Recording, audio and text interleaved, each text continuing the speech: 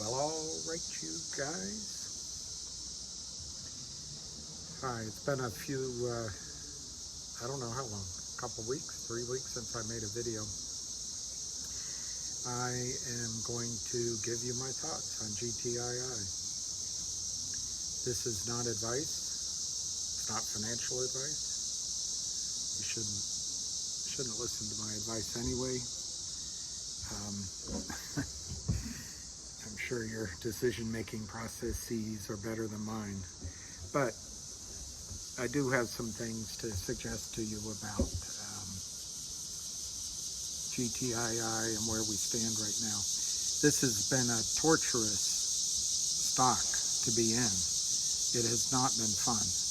And frankly, by any measure that I would be held to previously by clients or friends that I've suggested to buy this stock, that's not you, that's friends of mine. It hasn't been a good trade. But in my defense, I did tell people that the risk was price, of course. The other risk is that the company does something stupid. And the final risk is time. And time did happen here. Time has happened. But there's like with everything, the strength is also a weakness. Time is also very difficult on the Kramers. And it also strengthens our story. Now,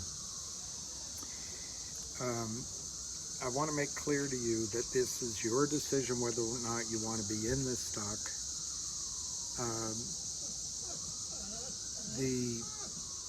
There's a lot of psychological and emotional pressures going on that are inside of you anyway. When I think the thing that tests us more than limiting myself to a limited aspect of being a human being. But the thing that tests us more than even our love relationships is our relationship with money. And it goes all the way back to everything we've ever experienced and the ideas of whether we deserve it and all these things. So at the heart, your investment in GTII should be of a size that you can live with. You should make that decision because you understand why you got into it, what the risk reward is, what the story is, and you should not be dissuaded from it unless you change your mind. I'm not saying change your mind, fine, but the person that's going to pay the financial cost if the stock goes down is you, and even worse than that, possibly, is what if this is the one time, the one trade that everything's been laid out before you and you've had the opportunity to be in it and many times buy many shares, and when it runs, it changes your life financially.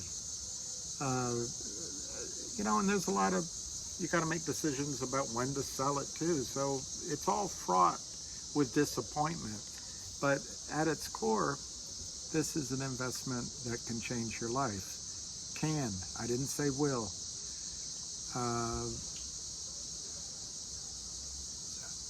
I don't know many setups that have this much upside with this much information,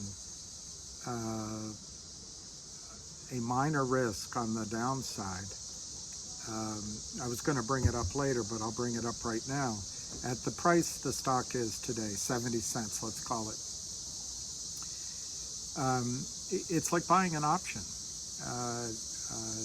There's those of you who participated in AMC and GME and BBY and several others that I can't remember, LL, Kodak, QUBT, and you buy options, you buy calls, and if you follow a strategy that Ham recommends, you buy the cheap calls. Well, they last 3 weeks. They're all time premium. I think you understand the difference. When you buy a call, there's time premium, and there's the intrinsic value. So In the case of GTII, I'll just use that. If you pay 71 cents today, the stock's trading for 71 cents. That is the intrinsic value. But I'm asking you to think of it like an option that lasts for as long as you want to own the stock. It's not a 3-week option. So, you know, on lumber liquidators, there's options out there that you can pay $1 for that expire in 3 weeks, 4 weeks. $1 an option. Now, it buys you 100 shares, but you get my point. You get the point I'm trying to make. You're buying these shares, possibly looking at it like a call option with all the upside and the risk is it going to zero. So going from 70 cents to zero, that's your risk. The upside is if the story I'm about to tell you, without elaborating on what we all know, you know, my number is $500 very quickly. And I think it could overshoot that by a long shot. But you got to pick your own exit points. You don't want to wait till the very end to get out. You got to leave something on the table for the next guy or the next woman. And so anyway, I'm going to tell you the reasons why I would buy this stock now as an exercise. Again, it's I hate saying that again thing. I'm copying Ham, but to repeat myself, it's your decision and you live with the consequences. So don't be enthused into the trade without doing your own thinking. And also don't get scared out of it because of all the tricks out there and because of impatience. But I will be the first to admit, I don't like being stuck down here. I don't like being stuck with some of the negative energy on the Twitters and the tension. It doesn't feel good. And so if I had my druthers, this would have squeezed or collapsed a long time ago. But I'm going to give you the reasons why I have a small position. I'm going to stay in it. Why I would buy it now. That's the only thing that matters. If you look at a situation when you're full of uncertainty and you say, if this came to me as a new story, would I buy it now? Or would I pass? Or if I inherited an account from my dear grandmother and these shares were in the account and I was explaining the story, would I hang on to them or would I sell them? It's the only decision you have to make right now. I personally think that the stock chart looks terrific. There's risk, and stock chart doesn't mean anything in a short squeeze. But the way it's trading, even though all the trades are fake, and it's the Kramers trading with the Kramers, and I'll explain who I mean by the Kramers, it still is looking like it wants to go up. So I want to give you a couple words on what's going on a macro level on Wall Street. And this has taken years to happen. But these geniuses that go to one of 4 or 5 schools, usually cocky,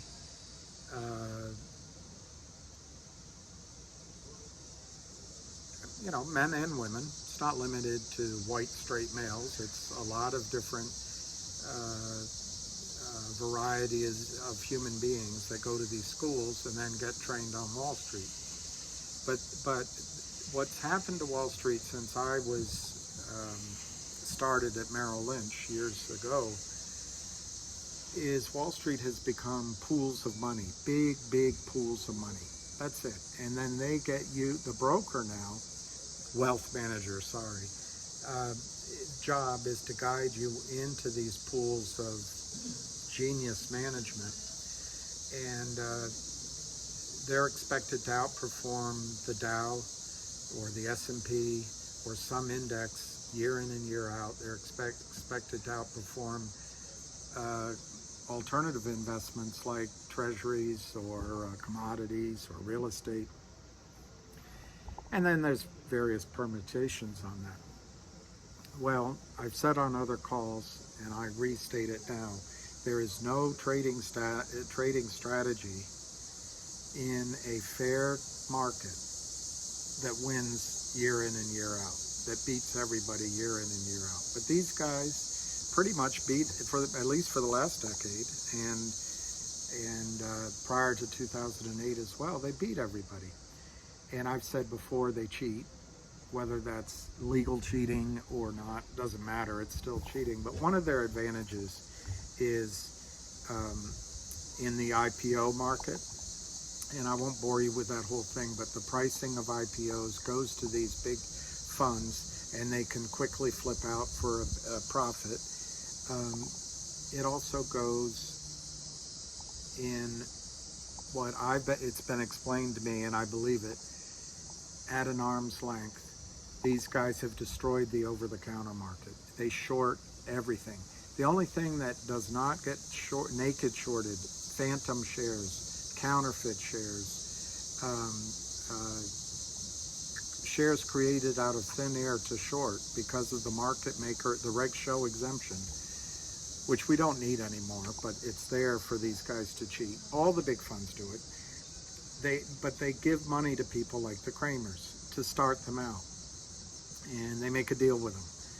All right, hot shot, you're at arm's length from me, but I'm going to let you run $100 million.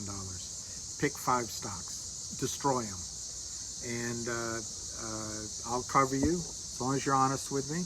We'll split it 60-40, 60 me, 40 you. And so these guys go in there and sit in front of their computers all day, and it makes you wonder what they're going to say to St. Peter when he asks them what they did with their life. Well, I sat in front of a computer and I just sold stocks until I destroyed companies, I destroyed the American dream, I destroyed the lives of CEOs and shareholders, but I got that money on my side of the table. And St. Peter says, where's that money now? Where is it now? Do you have it with you?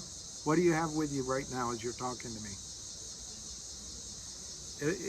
It's an interesting moral choice, but I'm not here to talk about morality, I guess. So, what is developed on the macro level overall on Wall Street is big pools of money. Stockbrokers don't know about this shorting that goes on. Regulatory people are beholden to the big funds. Why? They want their daughters to go to the best schools. They want to get a job when they circle out. Gensler had a big job on Wall Street. Now he's in. There's a guy that went to Mount St. Mary's. I started to write a letter to him. That's where my dad went. And I knew Father Redmond because of my father. He's passed on now. But Mount St. Mary's used to teach young men morality. And I can't believe that this gentleman is... I think he was on the Commodities Exchange, but anyway, he's on the board of Citadel, helping break the law and break. I don't want. It's starting to become a little bit religious, but my dad, we were driving down the highway once. He said, "Whiskey Tango Foxtrot." I think no, that's not what he said. He had it broken out, and there was another letter in there. He said, "What would Jesus do?" So that'd be whiskey, anyway, whatever. And I realized that's how he thought back then. And I wonder if this gentleman who went to Mount St. Mary's, got his career started, and now is privileged to be one of the elites. I'll give you his name next time. One of the elites, maybe I can find it while we're talking, in the world, is making his living supporting the theft of money from middle class and other classes of Americans investing in the market.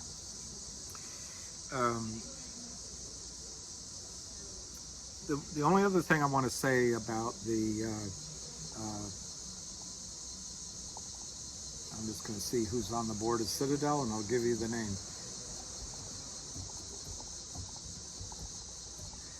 The only other thing I want to say on the macro level, because these boo birds on Twitter and elsewhere keep challenging. How do you know? Where's the proof? Give us the count. When's 1-800-Lawyers going to come through? When's all these promises? We don't know anything, but my name is Gretchen Dunn, and I'm so important. I need to know it right now. You tell me. You made a promise to me. Well, that's not how the market works, number one. Number two, that information is material. It's confidential until it's announced to everyone at the same time. It's a basic rule of the markets, Reg FD, full disclosure. And so the company cannot tell one person something, or 20 people something, or 100 people something, or 1,000 people something, unless they tell everyone. And so that's an inbuilt opaqueness. But then there's an opaqueness on share count. The DTCC, which I guess owns $80 trillion worth of assets, and you can get into all sorts of conspiracy theories about why that's the case. They keep it opaque. The brokerage firms keep it opaque because they might be complicit in fraud. In the case of GTII, remember the warrant, which is just a catalyst if we ever cross the strike price. But the brokerage houses didn't have enough shares, real shares. So I'll just use me as an example. When they came to my account, they might have given me 1,000 warrants, or they might have given me 1,000 journal entry IOUs. To them, it doesn't really matter. To DTCC, it doesn't really matter. To Congress, it doesn't matter. To Gary Gensler, it doesn't matter. Frankly, to Gretchen Mortensen or Charles Payne, it doesn't matter. They don't care. Merrill Lynch doesn't care. No one cares. Because why kick a hornet's nest? Why put themselves at risk on something that everyone just looks the other way on? I've used the example before, but it's like, drinking in high school or smoking pot where it's illegal. Everybody looks the other way, or cocaine. Why get involved in it? There's no upside. Well, the fact is that there's a huge problem of counterfeit shares in the system. They're fighting every day. I challenge you. Pick an over-the-counter stock that's not one of the FANGs or the S&P 6, as a clever wag once called it. Pick any of them. They've been shorted. Go to OTC short. The system has been abused, and I've seen it in stock after stock after stock, and I'm not going to bore you with them now. But GTI is not alone. But brokers don't know about it, and no one wants to educate you about it, because the stock loan departments of these 4 wirehouse firms are huge profit centers. The ability to destroy shares is a huge profit center that gooses the returns on these big pools of money. And then the perverse effect is I just came back from a energy conference, and no longer can small oil and gas companies seek money in the public markets. They have to go to these big hedge funds who, they're all cocky as hell, and they're a lot like the Kramers. They promise that they're going to be your partner and grow you, but then there's restrictions, and there's all manner of strings attached. But the point is that the over-the-counter markets in particular have just been destroyed by short sellers. I don't know what our strategy is as a country as we compete with China and the growing economies of India, for example, and others around the world, when we have dishonest, corrupt markets. But the perverse effect is that for a company to go public, it has to go now through Palo Alto, Chicago, New York, and maybe now Miami, through these pools of money. You have to get started as a private company with the pools of money that are then going to bring the values up first amongst, if it's a good idea, amongst themselves. Then they're going to bring in their privileged private clients, and then they're going to go to their best hedge fund clients, to overuse that word, or private wealth clients. And then they're going to take it public, and all the way up is fees, fees, fees, fees. And by the time they take it public, they're getting out. They're dumping it. First, there'll be the appreciation in the IPO market that they can flip into, but they're going to dump it into your retirement account at the high on the market. It's very few of these stocks that have the experience of a Facebook or an Amazon. Anyway, the perversity is, by destroying the over-the-counter markets, they bring into their fee system the need for these poor companies that want to experience the American dream. They have to go through this ladder in their system. I mean, anyway, that's the macro that's going on. And so when you're asking for proof of what's going on, it's really hard to find. I understand that, and you want someone to confirm what Ham is saying or what you're seeing with your own eyes, and it just doesn't exist. Most people don't understand it. You understand it better than Charles Payne. You understand it better than Bernie Sanders. You understand it better even than Gary Gensler. Gensler doesn't spend a lot of time thinking about this, in my opinion. I mean, know them by their actions, not their words, or something like that. Okay.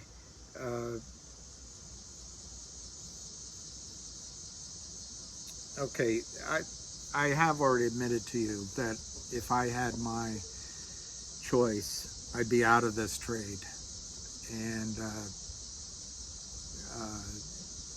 the question would come, why don't you just get out?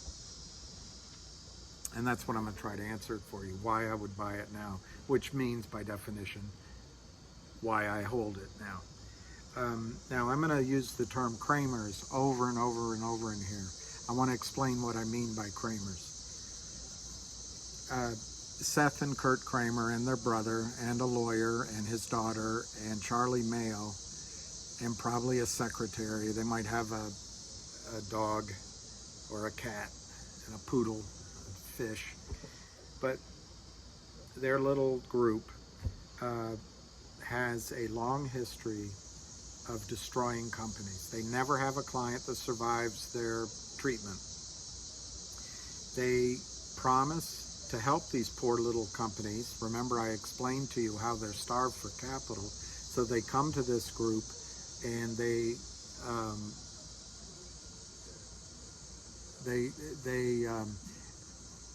CEOs come to this group called Power Up or Montezuma or We Screw You and How LLC, and they think, finally we got some financing. But they don't have the experience to know what all these things mean. These slicksters tell them, we're going to be your partner, we're always going to have money. The bottom line is they're giving their own money to them. They've, in my judgment, the Kramers have already sold the shares so heavily before the notes even created that the money they give them is the money that came out of their stock system. Now remember, the Kramers have an advantage over a company. The Kramers can sell stock without a prospectus, without going to the SEC, without announcing it, without explaining to the buyers what the use of proceeds is. They can break all the rules and just sell stock, fictitious stock. So what do I mean by the Kramers? What I mean is the Kramers started it. It's their modus operandi. I'm not going to go through it all. They signed a cease and desist in 2013. I think it was Laidlaw Energy. They moved to Virginia. They set up the same darn note a couple of years ago with a company called GTII. My opinion, it's just to confuse the market makers so they have a reason to weasel out of the trades. Oh, we didn't realize a capital I looks like a small l. But there's other examples. Sponge Tech, VNUE. There's probably a whole lot of others that I don't even remember. It is their modus operandi. I'm not going to go into that anymore. In the case of GTII, they did the exact same thing. But Reichman bought back the note. So, again, in my judgment, they were caught with their tiny bits in their hands, and probably short at that point anywhere from 50 to 80 million shares. No one knows the number, so you're going to say, well, how do you know that? Well, I don't know it. I do not know it. I know what I hear. Frankly, I'll admit one blind spot that I don't know. In the case of the AMC and GME, apparently Citadel and others, because they own market makers, when buy orders come in, they can run those buy orders through a dark pool. They put the sell orders through a lit exchange, which I guess just means it's out in the open. So they show you the sell orders, they hide the buying demand, meanwhile manipulating the price. But no one cares. Again, all these people that you're looking for help from, they don't care. From the journalists to the regulatory bodies to your brokerage firms, one, they don't understand it. Two, they don't want to kick a hornet's nest. And they all benefit from it. There's so much cash. This is the process of the financial industry sucking off a majority of the money that the federal government prints for stimulus and to support the economy. Most of it goes to the financial industry. Construction and housing is probably next, drug companies and defense, but the financial industry wants what's theirs and they don't want to shake it up. So what I mean by the Kramers is they got caught short a lot of stock, and that was Kurt Kramer, Seth Kramer, I forget the brother's name, I think it's Leo, or that's the father, and Charlie Mayo. Well, in the meantime, they've hired Gibson Dunn. So Gibson Dunn says they're not doing it. Well, they have, you can see Dirty Randy or one of those guys put it on Twitter. They have something that we know about, close to 100 different LLCs. For all I know, they haven't been seen at the steakhouse. Maybe they're down in Panama, coordinating trades from a high-priced hotel lobby, as they they're like Tom Wolfe's character, the big swinging dicks. So what I mean by Kramers is anyone associated with the Kramers, any LLC, any market maker, anybody they pay off, anybody they have a nod and a wink to, any of their prime brokers. By the Kramers, I mean the whole racketeering group of them. RICO, Racketeering, Influence, and Corruption Act. It's not act. Organization. Anyway, they run a corrupt racketeering organization. This is corruption on and real theft on a grand scale. It hurts you, but it hurts companies, and that is all in my judgment, but I think these guys are criminals. Okay. All right, I want to say one thing about buying.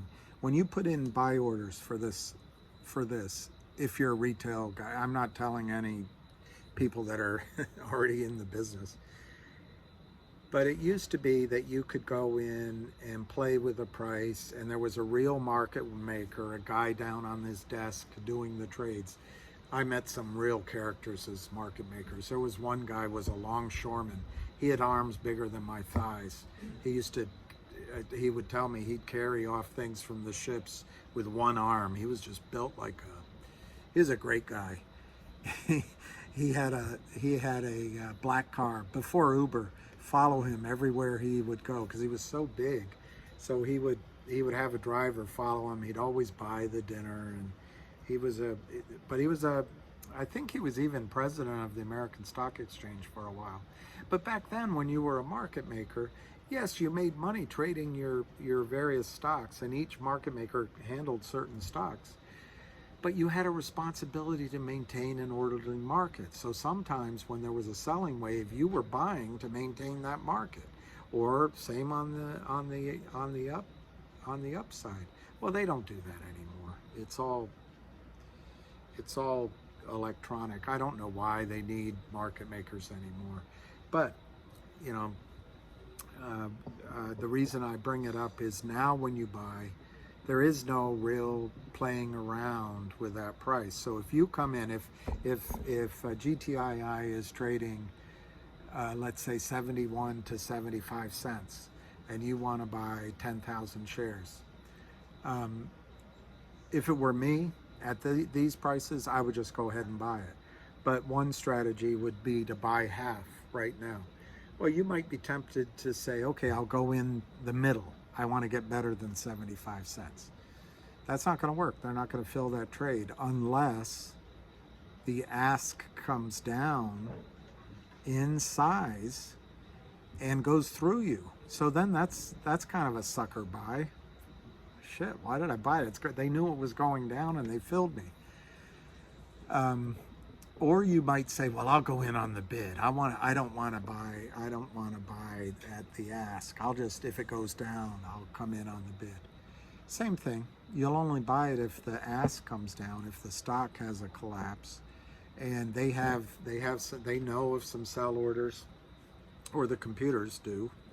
It's all done by these smart computers. So obviously you buy it a little bit cheaper at 71 cents instead of 75, but you're buying it as the stock's collapsing. I just think it's a bad strategy, because in return for that, the stock can move to the upside and you own nothing. Let me repeat myself. If you put an order in at less than the asking price, you're not going to be filled unless the stock collapses. It comes down to meet your order. You're not going to be filled. Now, it used to be in the system that I just described when I was around, that if you went in at the ask, that's where you were filled. Well, now what I find at the modern brokerage firm, you can go in at the ask and you might be filled, particularly as the Kramers are trying to keep selling the price down. You might, let's see, you go in at 75 cents. You might be filled at 72 and a half in the middle of the spread, better than what you might have asked for yourself. So my recommendation, if you're going to buy 10,000 shares, personally right now, I would put 10,000 in. Well, look at the size of the ask. If the ask is only 1,500, I would go in at 1,500 on the ask and see what happens. And then they'll probably put something back out on that ask. Go grab it again. But if there's a spoof ask for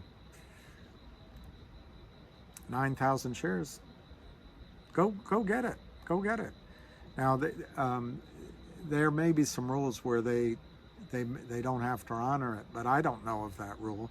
If they have it there and you put in the order, buy it, they have to fill it, and they didn't want to. So in terms of buying, I recommend to you to use the asking price to buy your stock. Now you can divide it out and buy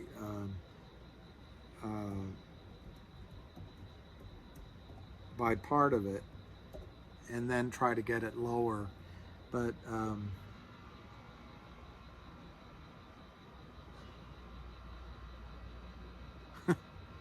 I get the Citadel Foundation. All right, here we go. I'll find this guy's name. If Ham's watching, he's already turned off. This takes too long, Bill. It takes too long. I'm not doing this. There's a great video by Avid Trader if you want a short, succinct, powerful video. He covered quite a few of the things I've covered before, but he's brilliant. He puts it in there with the, you know, I hold up a piece of paper. He's got it there, and it's amazing. Go watch it. Okay, so where we are in this torturous investment is we're retail, and we have a lot of FUD to deal with, and the Kramers have what I will call, for lack of studying economics for more than my degree, I will call, they have an inelasticity of demand for dollars. They do not care what price they sell GTII for. In fact, they seem to prefer to sell it for cheaper prices because their demand for dollars is inelastic. The lower the price goes, they still want dollars, so they still sell. What we need to go is from a transition where, as retail investors, we've pretty much put our entire investment up into the deal, or we've put as much as we're comfortable with, and we're dealing with FUD, fear, uncertainty, and doubt, and we're being told to get out, and the devil on this shoulder's telling us to sell. The angel over here is saying, let's stay in. And it's time is going by, our broker's saying, what the hell are you in this for? Even if they let you keep this stock in your account. So we need to get to the position where the buying demand is inelastic as to price. We need to get to a point where the demand for shares is inelastic in terms of price, that the demand is so high the buyers do not care what they pay for the stock. And so right now it's just retail versus the evil, immoral, illegal selling of the Kramers. They have an unlimited ability to cheat. They've never failed their market makers before. They pay off their market makers. They've never failed their broker-dealer before, or their prime broker. Maybe the same thing. This time, the prime broker probably, and the market makers probably don't realize that the note was paid off. But they have an almost unlimited ability to sell. I think it's going to come to a stop, sudden stop. But right now they have that. And you may ask, why don't they just stop if they're worried about getting arrested and all that? I believe the reason they don't stop is they're still involved in other naked counterfeit phantom shorts against notes elsewhere, or they may be trapped now in this GTLL, which I would stay away from because I don't know anything about it, but it's 0.00003 cents a share. A little scary, but maybe that's a good punt. Who knows? Study it. I don't know anything. So maybe they keep this going because they're still trying to get as much money out of these other situations. They might be hiding assets. They might be striking their deal with the SEC. Who knows? I don't want to speak for them. It's just that they continue to sell. Well, we're just retail, and we've reached our limit almost of buying. Although I'm sure a lot of you will buy when the stock starts going up. It's just human nature. So we're in that period of time where the Kramers are indifferent to what price they receive for the stock. And in fact, they would almost prefer to receive lower prices than higher prices.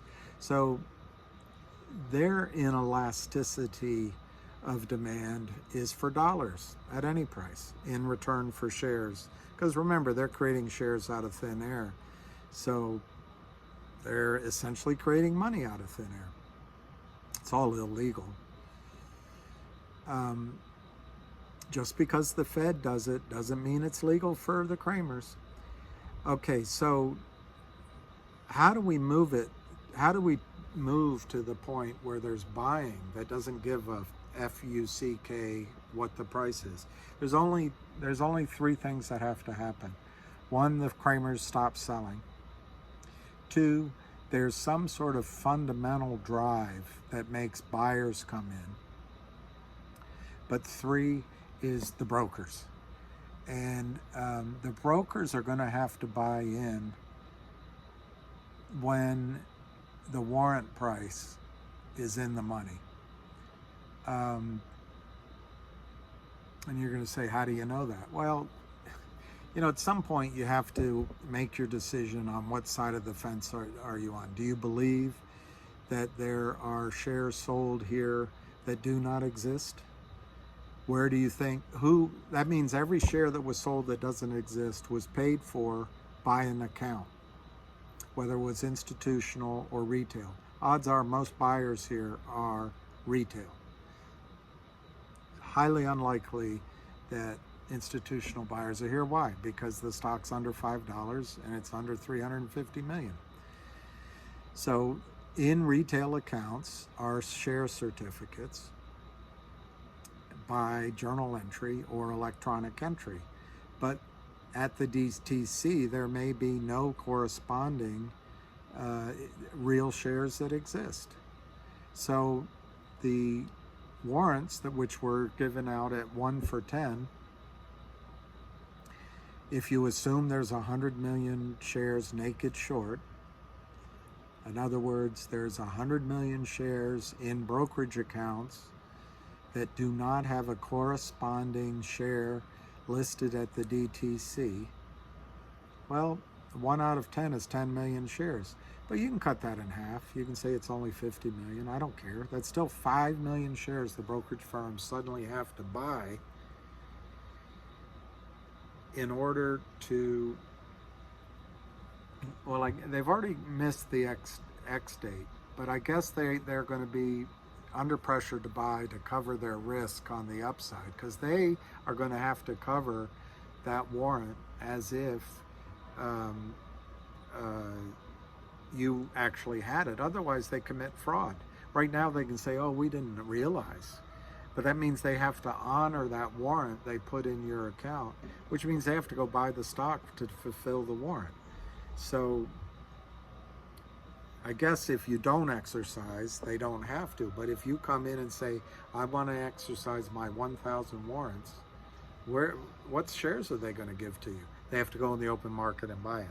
Well, they don't care. When there's an error in the brokerage business, they do not care what they pay. So that is where you get the inelastic demand for shares. They don't care what price. The other is margin calls, and it starts to feed on itself. So that's where we'll get. Bashers aren't your friends, by the way, and it's hard to tell which one is a basher, which one isn't. But this is a war. The only winner is the one with the most money on their side of the table, and the Kramers don't give a shit if you win or lose. In fact, they want you to lose, and they don't. And the bashers, they pretend to be your friend, but they just want you to sell. Now, let me tell you about what the Kramers have been trying to do. They've been trying to, over this last, I don't know how long it's been, 3 months, 4 months, they've been trying to get you to sell. But I want you to remember one other thing. They've been trying to get you to feel a sigh of relief when the stock goes back to your purchase price. So you sell, let's say your average price is $1.50. They want you to go, when it gets to $1.75, they want you to sell then and go, phew, I got out. Don't fall for that. You've been in it this long. You're not in it for 50 cents. You're not in it for $1. You're not probably even really in this for a $10, $20 move. Make your own decisions about when you're going to sell. But yeah, see, he might not be on the board. I don't see him. He might be the CFO.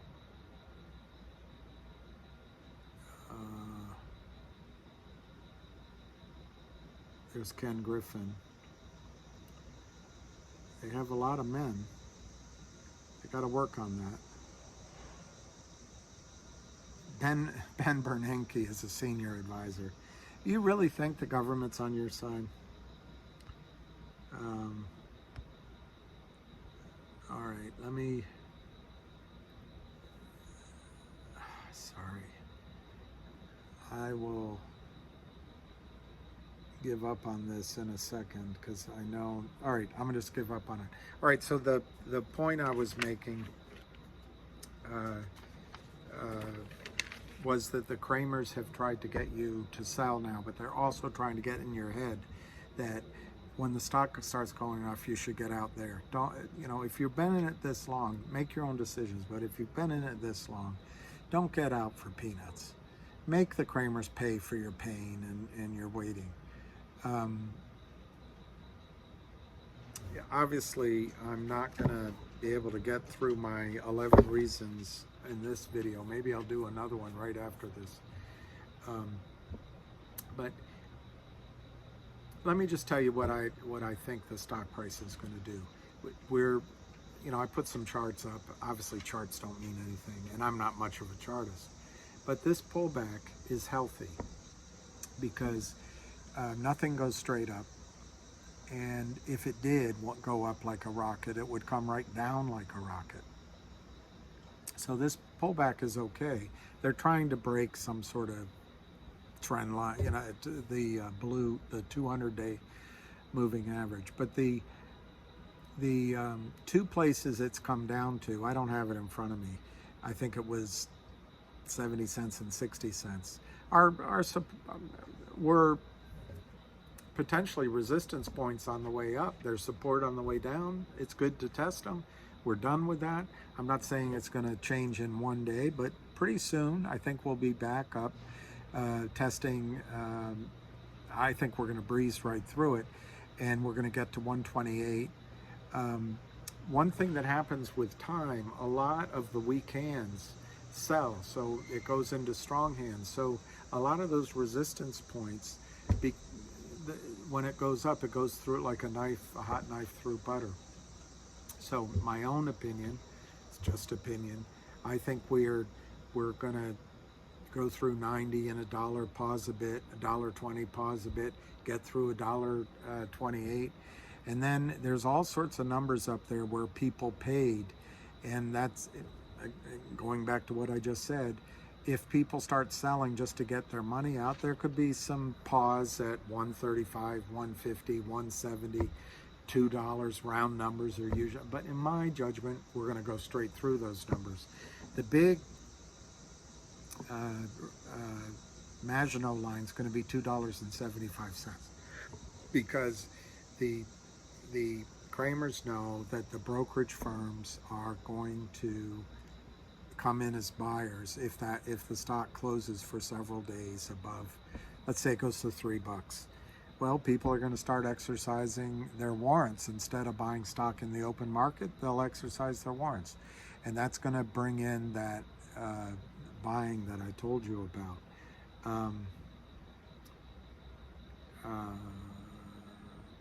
I will save for my next call who this gentleman is.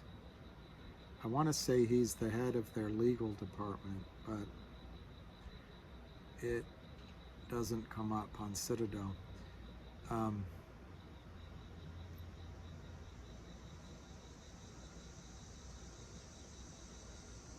Chief Legal Officer. Let me just check that guy out.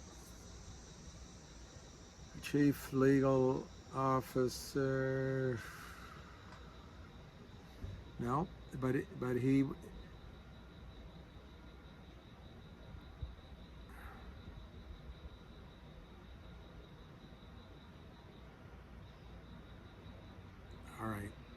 sorry, I want you to know this guy's name, but I can't find it. So I'll look it up. I'll look it up for the next call. Anyway, it's 50 minutes. I didn't get to any of the reasons why I think the stock's about to go up and why I would buy it now. I spent a lot of time on the macro, so I hope this helped you fall asleep tonight. I'm gonna sit here right now. I'm gonna look up that guy's name, and then I'm gonna come back on with 11 reasons why the stock's gonna go up, and maybe I'll keep that a minute a reason so that it can help you be excited. Anyway, that's all I have for the moment, and wishing you all the best. It's an interesting journey we've been on, but I think there's some reward at the end of the tunnel. Cheers.